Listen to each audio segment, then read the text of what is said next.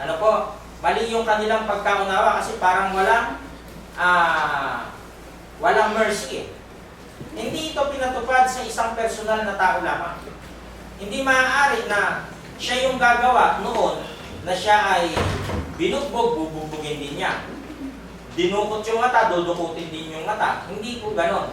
Ito ay parusa sa pangkalahatang gagawa ng masama sa kanyang kapwa, judicial process gaya sa isang hukuman. Ano ang inilalarawan nito po ngayon sa atin? Katulad dito, sa batas na umiiral sa bawat bansa. Ano po? Di ba, sakop tayo ng Pilipinas. May umiiral ditong batas. So, yung batas na yon ang magpoprotekta sa bawat isa sa atin.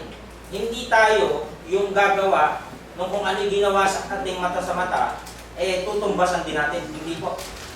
Yun ang unawa ng mga Hudyo, ng mga Pariseo at Iskriba. Ang magpapatupad dito ay ang hukuman na siyang hahatol ng mata sa mata, ngipin sa ngipin, hindi personal na desisyon ng dalawang tao na may alitan. Kapag ang isang tao ay nagawa ng krimen, hindi siya ang magpaparusa, kundi ang hukuman. Sila ang magdidesisyon at magpapataw ng hatol na mata sa mata. O nagreklamo ka, okay, ano ba, ayon dito sa iyong sinabi sa amin, pinutulang ka ng isang daliri, tama? Opo, tawagin mo. Hindi naman yan pwedeng magbibintang ka lang, may saksi pa yan. Ako po nakita ko ba't ka pinutulang ng daliri? Kasi po kinuha yung ano halimbawa, yung gamit ko, ninakaw niya, pinutulang ng daliri. Anong tinanggal sa'yo? Ito po, halika. Ayun ang magpapataw ngayon, yung hukuman. Puputulin din niya. May nag-report, anong ginawa sa'yo? Binugbog po ako sa katinamaan, dito hindi ako makahinga. Halika. Bubugbugin din niyo. Sino magpapataw? Yung hukuman. Kaya hindi ito personal na desisyon ng isang tao na mata sa mata na ang intindi ng mga Pariseo noong una ay sila gagawa nun. Ano po?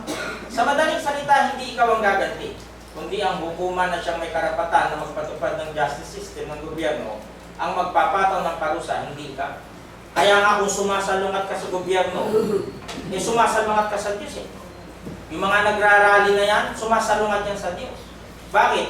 Ang nagtalaga dyan sa mga matataas na posisyon na yan, nananalo na yan, kaya nagkaroon pa ng dayaan, ang Diyos pa rin. Bakit? Naglalagay yan Diyos ng mga hukom noong unang panahon. May talata ka ba, Brother Willard? Yes. Hindi ako magsasalita dito ng walang talata, kilala niyo po ako. Babasahin natin mamaya. Ano po, yung sinasabi natin. Leviticus 24:20, bugbog kung bugbog. Kanina nasa Deuteronomy tayo, nasa Exodus, nasa Leviticus, naman ngayon 24:20. Mata kung mata, inuulit, di po ba, sa bawat henerasyon. Ngipin kung ngipin, ayon sa kanyang pagkasakit sa tao. Paano ba niya sinaktan? Pinutulan ng tenga, putulan mo rin ng tenga. Paano maramdaman niya? Yun ang gusto mangyari ng Diyos dun sa gumagawa ng masama Gayon din ang gagawin sa kanya. Fracture for fracture. Nabalian niya ika ng buto. Saan ka nabalian? Dito, pinalo ako ng bat. Paluin mo rin ang bat. Tanong, yung batas na ito. Eye for eye, tooth for tooth. As he has endured the other, so he is to be injured.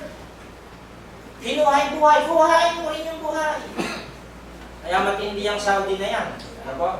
Isa yan sa gumaganap nito kasi nasa Quran. May mababasa ka nito sa Quran Ano? Ano yung kanina? 24:19 hanggang 20 na.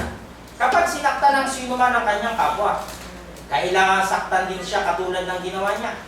Kung binali niya ang buto ng iba, babaliin din ang buto niya. Kung dinukot niya ang mata ng iba, dudukutin din ang mata niya. At kung binungi niya ang ngipin ng iba, bubungin din ang ngipin niya. If anyone injures his neighbor, whatever he has done must be done to him. 1921, at ang iyong matay huwag makahabag. Ito yung binasa natin Ano ba kaso nito? Sinalaksak yung ganito, sasalaksakin din, huwag kang makahabag. Sasalaksakin din yan. Buhay kung buhay, mata kung mata, ngipin kung ngipin, kamay kung kamay, paa kung paa. Huwag kayong maaawa. Sabi kanina sa ADB, huwag kang mahahabag. Sa ASND naman, huwag kayong maaawa sa ganitong uri ng tao. Matindi. Tingod takot sila gumawa noon Kasi alam mo, pag ginawa mo doon sa kapwa mo, yun ang itutumbas eh. Eh ngayon, napakalayang gumawa ng kahit sino man. Kawawa mga babae ngayon, bigla na lang dudukutin. Kung saan lugar, kay bata, kay matanda, wala nang pinipili eh, kasi may adik eh. Diba? Nakakaawa, bigla-bigla ka na lang babarin eh, para lang agawin yung motor. Bigla-bigla ka na lang susuntok eh, papaluin sa likod para agawin yung susi ng kotse mo. Ang tindi ngayon. Kung ito mapapatupad, palagay ko, walang lukong Pilipino eh. Huwag kayong maaawa sa ganitong uri ng tao. Kung ano ang inutak, iyon din ang kabayaran. Yun ang kasabihan dati. Buhay sa buhay, mata sa mata, ngipin sa ngipin, kamay sa kamay, paa sa paa. Show no pity. Life for life, eye for eye, tooth for tooth, hand for hand, foot for foot. Kaya ang hukuman ang magpapatupad at gaganti. Hindi sila. Ganun nga ang sasabihin nila, ano bang ginawa sa'yo?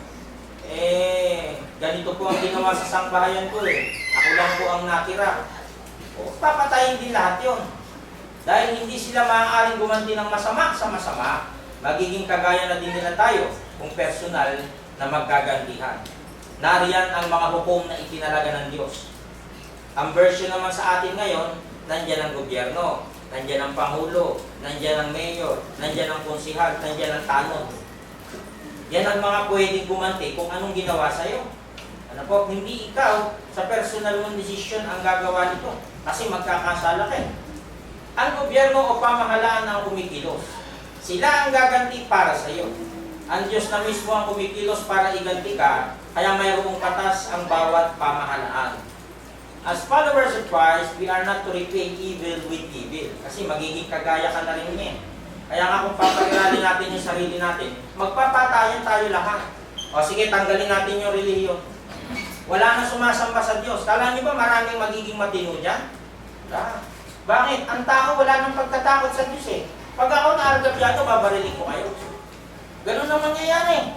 Pag inalis mo itong relihiyon, kaya magpasalamat pa sila at narito pa ang mga taong may takot sa Diyos at tumatawag sa Diyos kasi kung wala na tayo, magpapatayan niyang mga yan. Sinisigurado natin yan. Ayon sa 539 ng Mateo ASND, ngunit sinasabi ko sa inyo, diba, sabi niya kanina sa 538, narinig ninyo sinasabi noong una mata sa mata. Biglang bumalikwas ang ating Panginoon sa 539, ngunit sinasabi ko sa inyo. Tama naman yun eh. Pero kaninong utos yun? Sa Israel yun. Sinasabi ko sa inyo as Christian, na huwag ninyong gantihan ng masama ang gumagawa sa inyo ng masama. Ibig sabihin yan, huwag mong lalabanan. Huwag mong, kung ano man ginawa sa iyo, huwag mong gawin yung masama na yun. Ang sabi nito, kung sampalin ka sa kanang pisngi, iharap mo pa ang kaliwa. Ito. Ang sakit naman, ito ba? Ganun ba? Kasi talata nakalagay eh. Isa pa. Ano ba? But I tell you, do not resist an evil person. If someone strikes you on the right cheek, turn to him the other also. Huwag daw labanan yung masama. Pero bigla akong naalala. May kalaban ng Kristiyano eh. Na dapat niyang labanan eh. Ewan ko, tingnan ko po. Alam ko nasa Santiago yun eh. Bigla ko lang naalala. Sa Santiago, makikita natin. May kalaban ng Kristiyano na dapat niya talagang labanan. So ibig ba sabihin nito, nagkokontrahan ni Bible? Hindi po. Tama yan. Ang sabi rito sa meron tayong kalaban na dapat nating labanan. Ayun. James 4:7. Pasakop nga kayo sa Diyos. Datapwat magsisalangsang kayo sa Diablo at tataka siya sa inyo. Ayun yung kalaban natin. Yung devil. Pero sa tao, hindi ka pwedeng lumaban. Bakit? Magkakasala ka sa Diyos eh. But I tell you, do not resist an evil person. If someone strikes you on the right cheek, turn to him the other also. So lalabas, balik nga natin. Pwede pala gulpihin ng Kristiyano. Gulpihin mo yan mga Kristiyano kasi nakalagay sa Bible nila, pag sinampal sa kaliwa, bibigay pa kanan. Aabusuhin naman tayo. Kasi doon sa talata. Ang tanong, literal ba yan? Yan ba kahulugan yan talaga pag sinampal ka sa kanan eh? Ito pa, sinaksak mo ako dito sa kabila, saksakin mo pa ako dito. Ganun ba?